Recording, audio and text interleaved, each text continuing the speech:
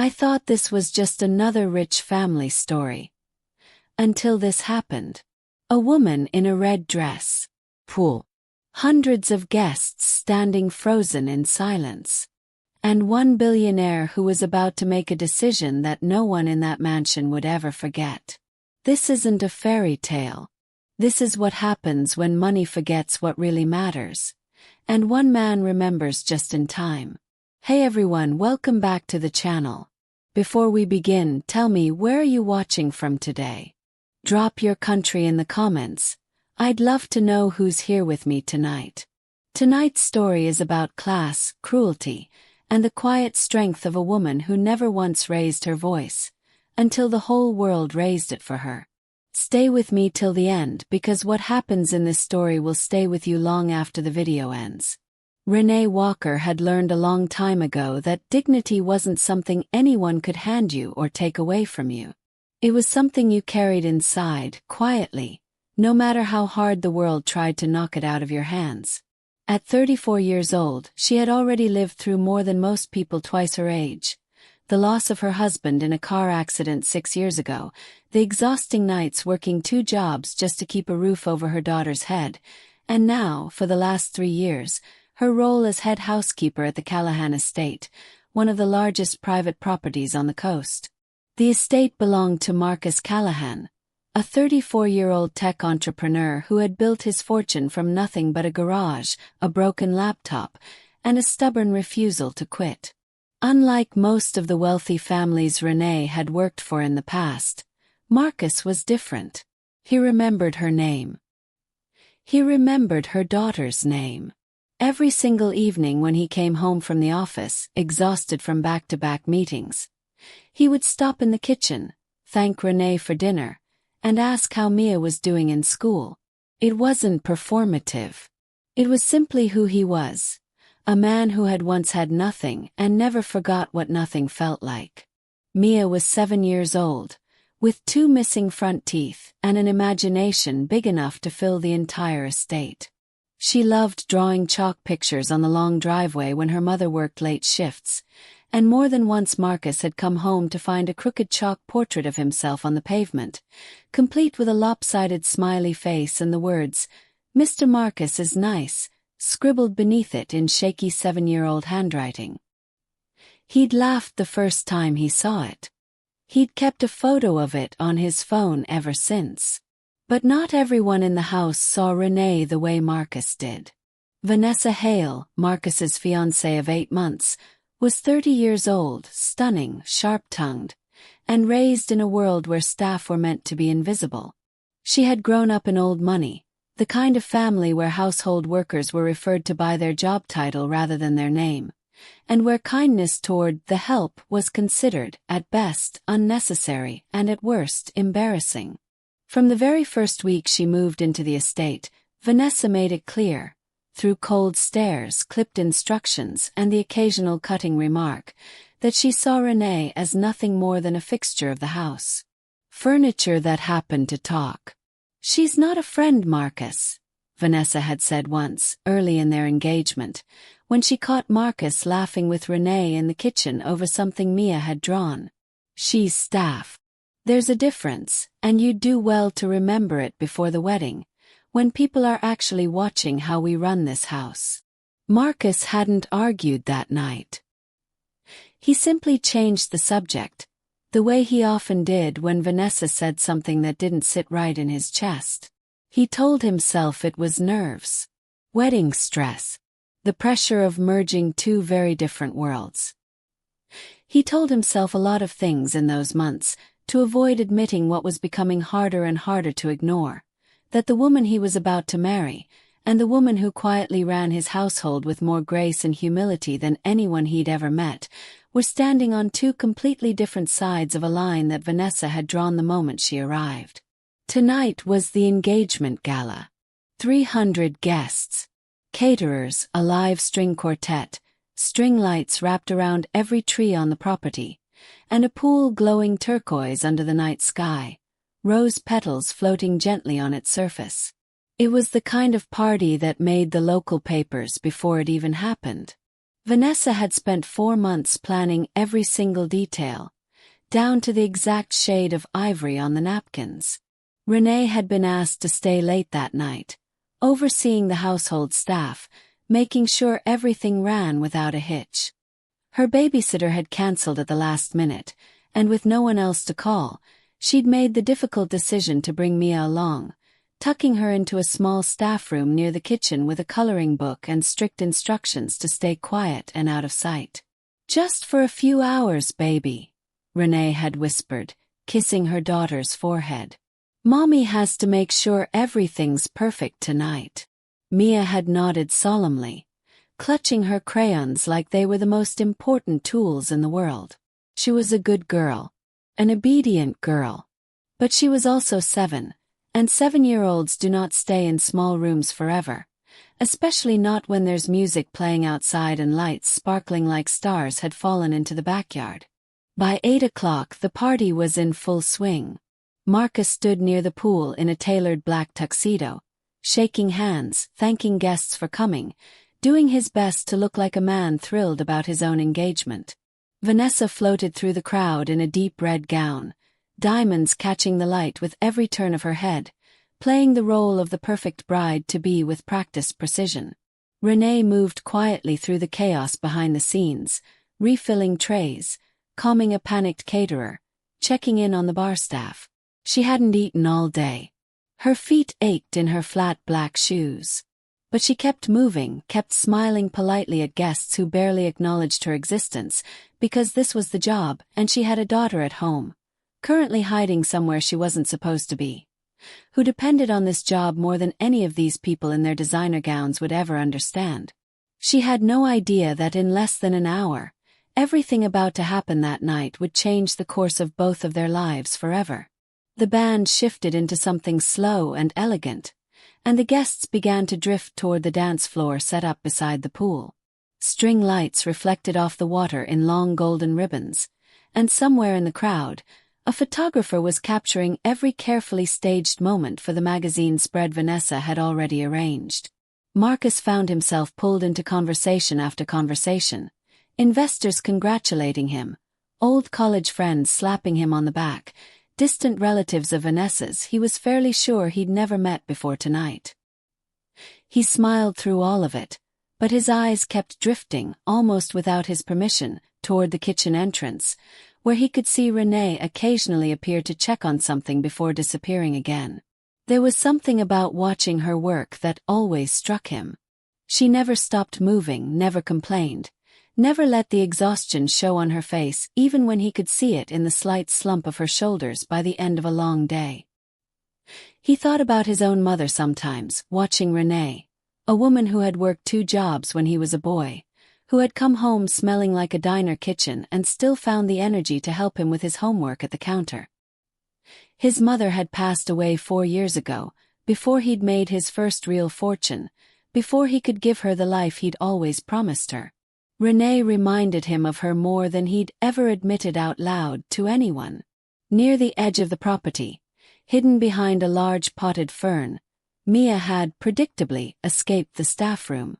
She'd told herself she only wanted a peek, just one peek at the pretty lights and the music, but the sight of the pool, glowing in beautiful, rose petals drifting lazily across the surface, had pulled her closer, step by step, until she was crouched near the pool's edge, completely mesmerized, humming along to the string quartet under her breath.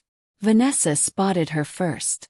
She'd stepped away from a cluster of guests to find Marcus, scanning the crowd with growing irritation when she noticed a small figure in a wrinkled purple dress crouched near her $300 stem floral arrangement, small fingers reaching out to touch one of the floating rose petals. "Excuse me," Vanessa said sharply, striding over. "Whose child is this? She's not supposed to be out here." A few nearby guests turned to look.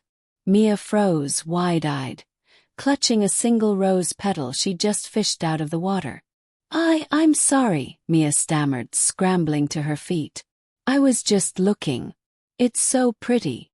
"This is a private event," Vanessa cut in, her voice rising just enough to draw more attention. "Someone needs to control their child." That was when Renee came around the corner, drawn by the sound of her daughter's frightened voice. Her heart dropping the moment she saw Vanessa towering over Mia with that look on her face. The look Renee had learned over 3 years meant trouble was coming. "Mia," Renee said quickly, moving fast. "Baby, come here. I'm so sorry, Ms. Hale. She wasn't supposed to be out here. I'll take her back inside right now." "You brought your child to my engagement party?" Vanessa's voice climbed another notch, and now heads were fully turning, conversations dying down as the tension became impossible to ignore. "Do you have any idea what this dress cost? What this whole night cost? And you let her wander around unsupervised near my guests." "I'm so sorry," Renee said again, pulling Mia gently behind her. Her voice steady despite the heat rising in her cheeks from the sudden attention. "It won't happen again. My babysitter fell through. I didn't have anyone else." "That's not my problem," Vanessa snapped. "That's exactly the kind of thing that shouldn't be happening at an event like this. This is precisely why I said staff shouldn't bring their personal lives into this house." A small crowd had gathered now, drawn by the raised voices, drinks in hand, phones subtly lifting to film, because that was simply what people did now, whether they meant harm or not.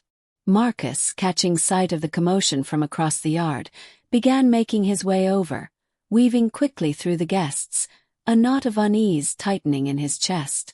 Renee kept her voice low, kept Mia pressed close to her side, kept every ounce of her composure intact even as embarrassment burned through her. "I understand. I'll take her inside right now. I'm very sorry for the inconvenience."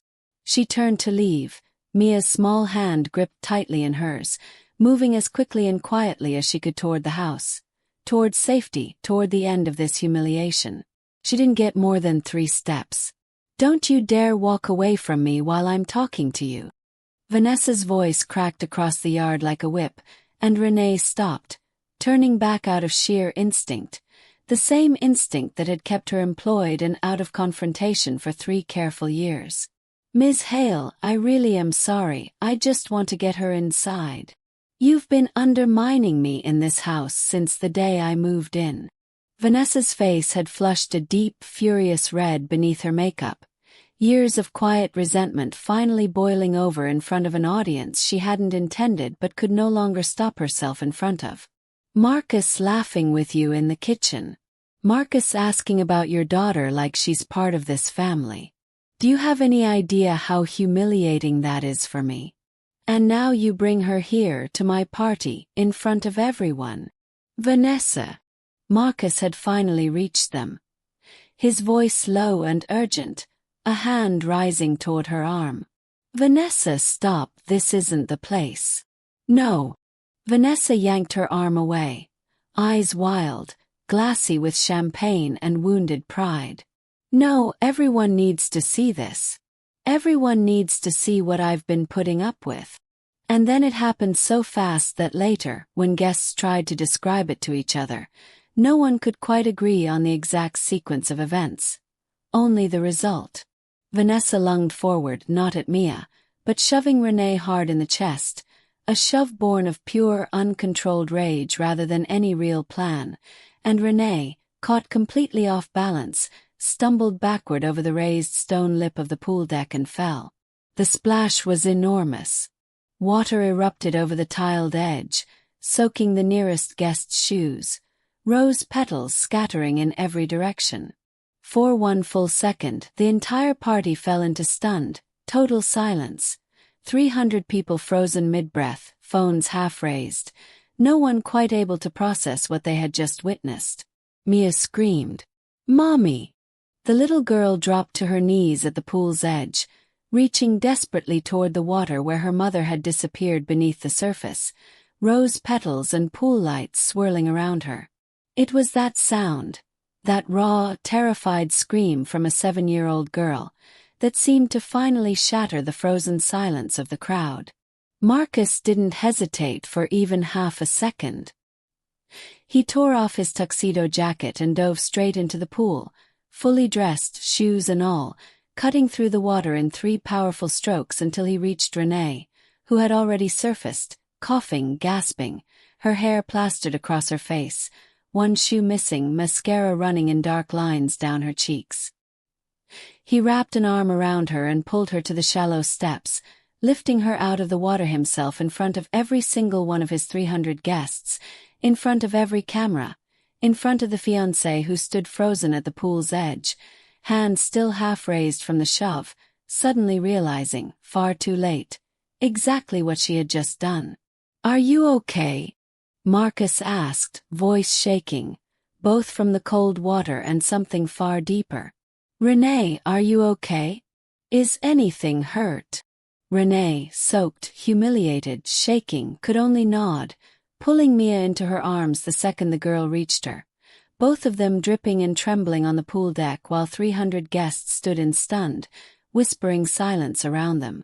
Marcus rose slowly to his feet, water streaming off his soaked tuxedo shirt, and turned to face Vanessa. His expression wasn't one anyone at that party had ever seen on him before. Not anger exactly, though there was plenty of that simmering beneath the surface. It was something colder, something final, something that looked exactly like a decision being made in real time. "Everyone needs to see this," he said quietly, echoing her own words back to her, his voice carrying easily across the silent yard. "You're right, Vanessa. Everyone should see this." He reached into his soaked jacket pocket, pulled out the small velvet box he'd been planning to formally present later that evening as part of the toast, and held it out toward her, water dripping steadily from his sleeve. "The engagement is off." Gasps rippled through the crowd like wind through tall grass. Vanessa's face went white, then red, her mouth opening and closing without a single sound emerging. 300 guests watching the most humiliating moment of her carefully curated life unfold in real time, phones no longer subtly filming but openly recording. "Marcus," she finally managed, voice cracking. "Marcus, you can't be serious. It was an accident, I didn't mean to." "I watched you shove her," Marcus said, his voice steady now, cutting cleanly through her protest. "Everyone here watched you shove her into a pool. Because a 7-year-old girl touched a flower petal and her mother apologized to you 3 separate times in under a minute. She's staff, Marcus. She doesn't belong at events like." "She's been working 16-hour days in this house for 3 years, Marcus said, and something in his voice made even the string quartet, still standing frozen with their instruments lowered, lean in to listen.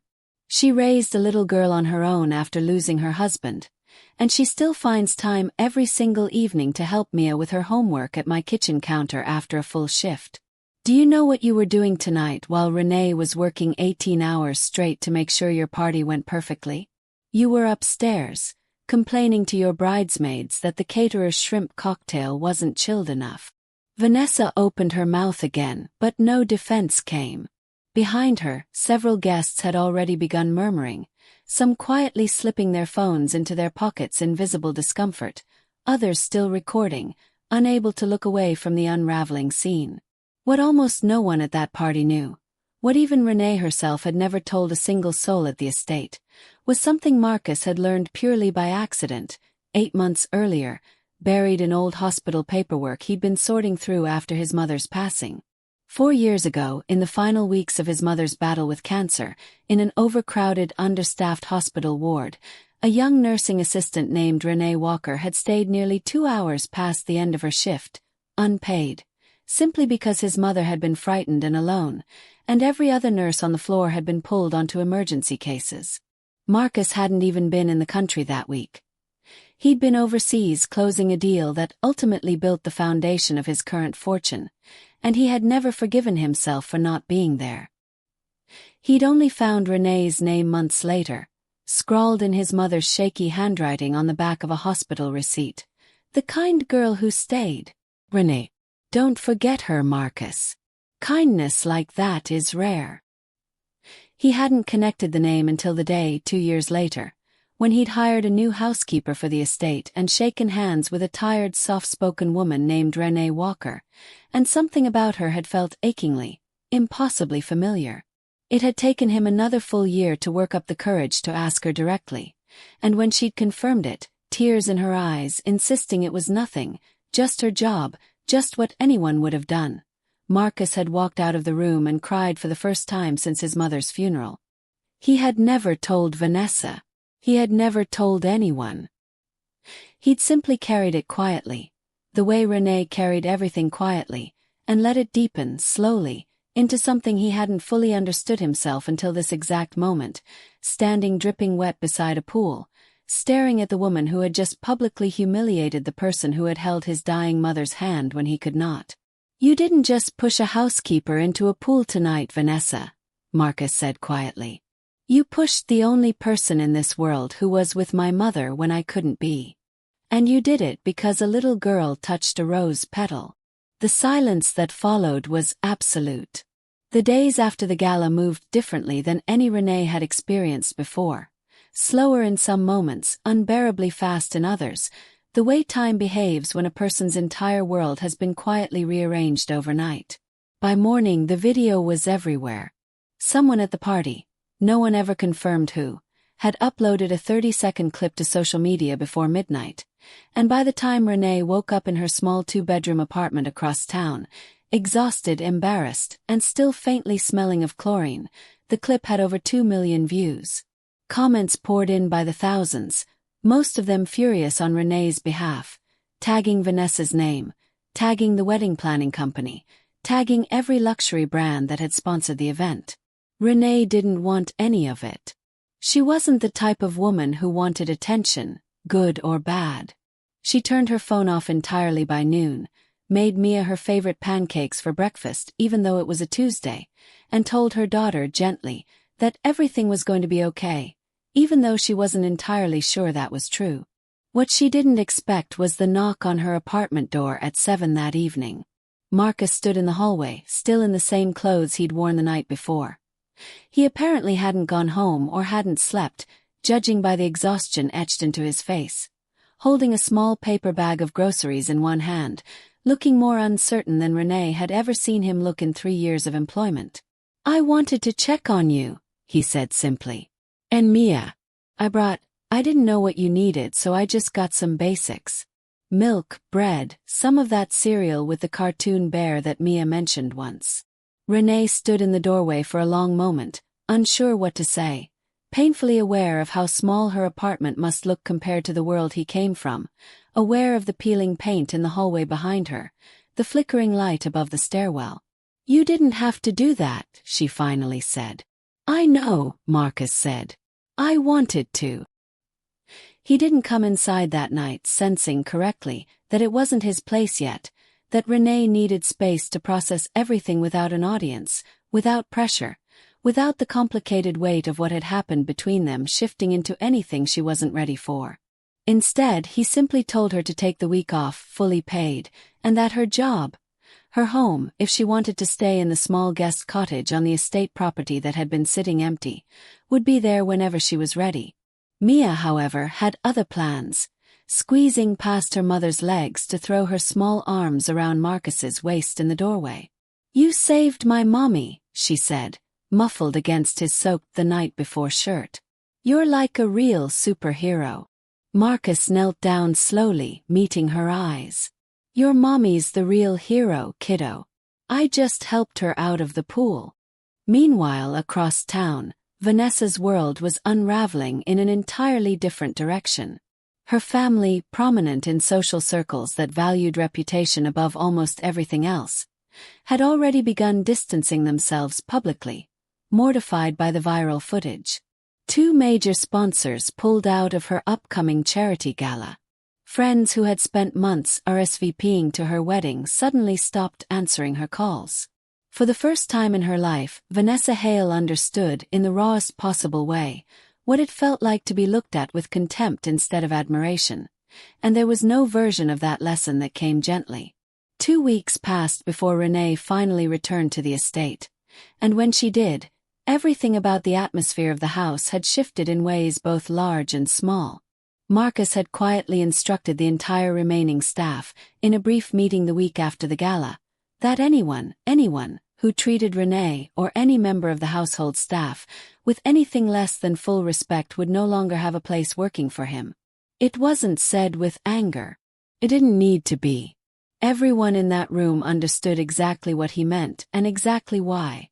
Renee moved into the guest cottage with Mia at the start of the following month, not as an act of charity, Marcus made clear, but as part of an updated compensation package that included housing, healthcare, and a significant raise befitting someone who had, in his words, been running this entire house better than most executives run their companies for 3 years, without ever once being properly thanked for it.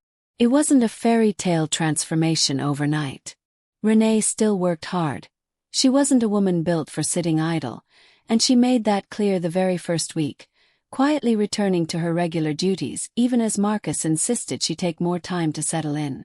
But something had changed in the way she carried herself through the house. She no longer shrank slightly when she passed through rooms full of guests. She no longer apologized for existing in spaces she had every right to occupy. Mia, for her part, had become something of a minor celebrity among the household staff, proudly telling anyone who would listen about the night Mr. Marcus jumped in the pool to save my mommy, embellishing the story a little more each time she told it, until in her 7-year-old retelling, Marcus had apparently fought off a shark as well. It was during this period, quiet mornings, shared coffee in the kitchen before the house woke up, evenings where Marcus found himself lingering a little longer than necessary after thanking Renee for dinner, that something neither of them had planned for began, slowly and carefully, to take root. Neither of them rushed it. Neither of them named it, not yet. But anyone paying close attention to the estate that autumn would have noticed the way Marcus's schedule mysteriously cleared up on evenings he used to spend entertaining investors, and the way Renee had started humming while she worked, something the older staff members swore they hadn't heard from her in years. The real test came nearly 2 months later, when Vanessa Hale, desperate, humiliated, and running out of options after watching her social standing crumble in real time, showed up unannounced at the estate gates, demanding to speak with Marcus. He agreed to see her, not out of any lingering affection, but because he believed, fundamentally, that even people who had wronged others deserved the chance to be heard, provided they'd earned it honestly. Vanessa, to her credit, didn't come with excuses this time. She stood in the same foyer where she'd once dismissed Renee as furniture that talks, and for the first time in the entire story, she looked genuinely, uncomfortably humbled. "I've spent 2 months thinking about what I did," she said quietly. "And I keep coming back to the fact that I don't even fully understand why I did it. I think I was so afraid of not being enough, of not measuring up to some idea of what your world expected me to be, that I convinced myself the only way to matter was to make sure everyone below me knew their place. That's not an excuse. I know it's not. I wanted you to know I understand now, even if it's too late to fix anything." Marcus listened without interrupting, and when she finished, he nodded slowly. "I appreciate you saying that. Do. But an apology to me isn't the one that matters most." He gestured toward the kitchen, where Renee happened to be passing through with a tray, pausing when she noticed the tension in the room. Vanessa turned, visibly steeling herself, and crossed the foyer to stand in front of the woman she had once shoved into a pool in front of 300 people. "I'm sorry," she said, voice unsteady but sincere, "for what I did to you, for what I said about you and your daughter. There's no excuse good enough, and I'm not going to insult you by pretending there is. I just needed you to hear it directly from me." Renee studied her for a long moment, the tray still balanced carefully in her hands, years of quiet dignity holding steady even now. "Thank you for saying that," she finally said. "I hope you find whatever it is you're looking for, Vanessa. Really do. But I hope you find it in a way that doesn't require stepping on someone else to get there." It wasn't forgiveness exactly. Not the easy movie kind that wraps everything up in a bow. But it was something honest, something real, and sometimes that has to be enough. Winter came, and with it, a quiet kind of stability that Renee hadn't allowed herself to imagine in years. Mia started 3rd grade at a better school, one Marcus had insisted on covering tuition for after learning Renee had been quietly saving every spare dollar for years toward exactly that goal. Renee, for the first time since her husband's passing, found herself sleeping through full nights without the familiar knot of financial anxiety tightening in her chest before she'd even opened her eyes. Marcus, for his part, had begun spending noticeably less time at the office and noticeably more time at the estate, helping Mia with a school science project involving what could only be described as a deeply ambitious volcano, sitting with Renee on the back porch some evenings long after the house had gone quiet, talking about nothing in particular and everything that mattered. Neither of them rushed to define what was happening between them. There was no dramatic declaration, no rehearsed speech. It simply unfolded the way honest things tend to. Slowly, patiently, built on months of shared mornings and quiet respect rather than a single grand gesture. When Marcus finally did ask Renee, one evening in early December, if she'd consider having dinner with him, not as his housekeeper, not as an employee, but simply as herself, she'd laughed for the first time in what felt like years, a real, unguarded laugh, and told him it was about time he asked. "I've been ready for a while," she admitted.